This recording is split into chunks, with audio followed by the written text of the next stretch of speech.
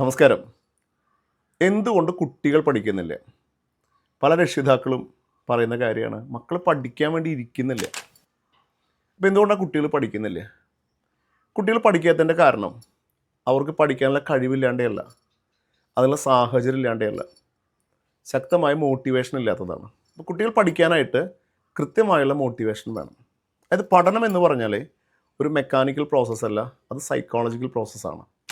എന്തിനു വേണ്ടിയിട്ടാണ് പഠിക്കുന്നത് എന്ന ആവശ്യകത കൃത്യമായി മനസ്സിലാക്കിയെങ്കിൽ മാത്രമേ കുട്ടികൾക്ക് എന്ത് ചെയ്യാൻ സാധിക്കുള്ളൂ, പഠിക്കാൻ സാധിക്കുള്ളൂ, പഠിപ്പ് വരികയുള്ളൂ.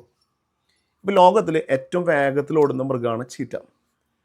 ചീറ്റ ഭക്ഷണത്തിന് വേണ്ടി മാനിനെയും മുയലിനെയും ഒക്കെ വേട്ടയാടുമ്പോൾ 80% ഫെയിലിയറാണ് സംഭവിക്കുന്നത്. 20% മാത്രമേ ചീറ്റയ്ക്ക് ലക്ഷ്യത്തിലേക്ക് എത്താനായിട്ട് സാധിക്കത്തുള്ളൂ. കാരണം ചീറ്റ ഓടുന്നത് ഭക്ഷണത്തിന് വേണ്ടിയിട്ടാണ്, മൃഗങ്ങൾ ഓടുന്നത് അവരുടെ ജീവന് വേണ്ടിയിട്ടാണ്. അപ്പോൾ ഇവിടെ മോട്ടിവേഷൻ കൂടുതൽ ഏതിനാണ്? ജീവന് വേണ്ടിയുള്ള ഓട്ടത്തിനാണ് മോട്ടിവേഷൻ കൂടുതൽ. അതുകൊണ്ടാണ് ചീറ്റയെ തോൽപ്പിച്ച് മൃഗങ്ങൾ ജയിക്കുന്നത്.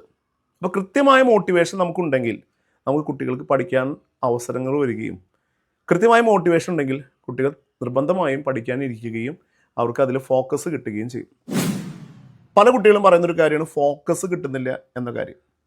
അതിന് കാരണം എന്ന് വെച്ചിട്ടുണ്ടെങ്കിൽ നമുക്ക് പലപ്പോഴും നെഗറ്റീവായുള്ള ചിന്തകളും ആങ്സൈറ്റി, ടെൻഷൻ, ചിന്തകൾ. ഇപ്പോൾ പരീക്ഷയ്ക്ക് പഠിക്കുമ്പോൾ പഠിച്ചത് ഓർമ്മ വരുമോ, പഠിച്ച കാര്യങ്ങൾ എക്സാമിനേഷന് വരുമോ, പരീക്ഷയ്ക്ക് മാർക്ക് കുറയോ, മാർക്ക് കുറഞ്ഞാൽ വീട്ടിൽ ചീത്ത പറയുമോ, അല്ലെങ്കിൽ ക്ലാസ്സിൽ റാങ്ക് കുറയോ, ഇൻറ്റേർണൽ മാർക്കിനെ ബാധിക്കുമോ, ഇത്തരത്തിലുള്ള ചിന്തകളായിട്ടാണ് കുട്ടികൾ എന്ത് ചെയ്യുന്നത്, പഠിക്കുന്നത്. അപ്പോൾ ആൻസൈറ്റി എന്ന് പറഞ്ഞാൽ എന്താ? ആൻറ്റിസിപ്പേഷൻ ഓഫ് ഡേഞ്ചറാണ്. അവരെ നെഗറ്റീവായ ചിന്തകൾ മനസ്സിലുണ്ടെങ്കിലേ തീർച്ചയായിട്ടും അവർക്ക് പഠിച്ച കാര്യങ്ങൾ ഓർമ്മിക്കാനായിട്ട് സാധിക്കില്ല. അപ്പോൾ അതുകൊണ്ട് സിസ്റ്റമാറ്റിക് മെത്തേഡിൽ നമ്മൾ പഠിക്കണം. പഠിക്കുമ്പോൾ പോസിറ്റീവായുള്ള ചിന്തകൾ ഉണ്ടാവണം.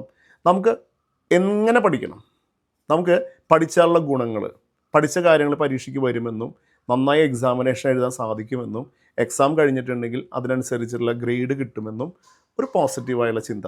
അതുപോലെ തന്നെ പഠനശേഷം നമുക്ക് കിട്ടാൻ സാധ്യതയുള്ള ജോലിയെ പറ്റിയിട്ടും, നമുക്ക് ഭാവിയിലുണ്ടാകാൻ പോകുന്ന നേട്ടങ്ങളെ പറ്റിയിട്ടും, വരുമാനങ്ങളെ പറ്റിയിട്ടും ഒരു പോസിറ്റീവായ ചിന്ത നമുക്ക് ഉണ്ടാക്കിയെടുക്കുകയാണെങ്കിൽ നിർബന്ധമായിട്ട് നമുക്ക് പഠിക്കാനായിട്ടുള്ള ഫോക്കസ് കിട്ടും. അപ്പോൾ കുട്ടികൾ ചെയ്യേണ്ട കാര്യം എന്ന് പറഞ്ഞിട്ടുണ്ടെങ്കിൽ പഠനത്തിന് ഒരു സിസ്റ്റമാറ്റിക് മെത്തേഡിൽ, സൈക്കോളജിക്കൽ മെത്തേഡിൽ അപ്രോച്ച് ചെയ്യണം. ഓക്കെ, കൃത്യമായ മോട്ടിവേഷൻ ഉണ്ടാവണം. കൃത്യമായ ലക്ഷ്യങ്ങളുണ്ടെങ്കിൽ മാത്രമേ നമുക്ക് പഠിക്കാനായിട്ട് സാധിക്കുകയുള്ളൂ. അതുകൊണ്ട് നല്ല മോട്ടിവേഷൻ നിങ്ങൾ ഉണ്ടാക്കിയെടുക്കണം. അതുപോലെ തന്നെ പഠിക്കാനുള്ള മറ്റൊരു അനുകൂല ഘടകങ്ങൾ, പണ്ട് കാലത്ത് എന്ന് പറഞ്ഞിട്ടുണ്ടെങ്കിൽ ഒരുപാട് ബുദ്ധിമുട്ടുകളിൽ പഠിച്ച ആളുകളുണ്ട്. ഇന്ന് പല കുട്ടികളും പറയും സ്റ്റഡി ടേബിൾ ഇല്ല, സെപ്പറേറ്റ് റൂമില്ല, പഠിക്കുന്ന റൂമിൽ ഭയങ്കര ചൂടാണ്.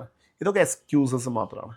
നമുക്ക് കുടിക്കാൻ വെള്ളം ഉണ്ടെങ്കിൽ, കഴിക്കാൻ ഭക്ഷണം, 3 നേരം കഴിക്കാൻ ഭക്ഷണം ഉണ്ടെങ്കിൽ, അതുപോലെ തന്നെ പഠിക്കാനുള്ള പുസ്തകം ഉണ്ടെങ്കിൽ, ഓക്കെ, പഠിപ്പിക്കാനായിട്ട് സന്മനസ്സുള്ള രക്ഷിതാക്കളുണ്ടെങ്കിൽ, നല്ല അധ്യാപകരുണ്ടെങ്കിൽ ഇന്ന് ഏതറ്റം വരെ വേണമെങ്കിലും നമുക്ക് പഠിച്ചു പോകാനായിട്ട് സാധിക്കും. അല്ലാതെ വലിയ മൊബൈൽ ഫോണോ ലാപ്ടോപ്പോ ഒന്നും, വലിയ റൂമോ AC റൂമോ ഒന്നും പഠിക്കാനായിട്ട് നമുക്ക് ആവശ്യമില്ല. പിന്നെ ചില വിഷയങ്ങൾ പഠിക്കാനായിട്ട് നമുക്ക് ലാപ്ടോപ്പിൻ്റെ ഒക്കെ ആവശ്യമുള്ള വിഷയങ്ങളുണ്ട്. അത്തരം കേസുകൾ ഒഴിച്ച് ബാക്കിയുള്ള കേസുകൾ സാധാരണ പഠിക്കാനായിട്ട് ഉള്ള സാഹചര്യങ്ങൾ കൊണ്ട് പഠിക്കാനായിട്ട് തയ്യാറാവുക. മാനസികമായ തയ്യാറെടുപ്പ് നടത്തുക. എല്ലാവരും പഠിക്കാനായിട്ട് മാനസികമായി തയ്യാറെടുപ്പ് നടത്തുക. Thank you.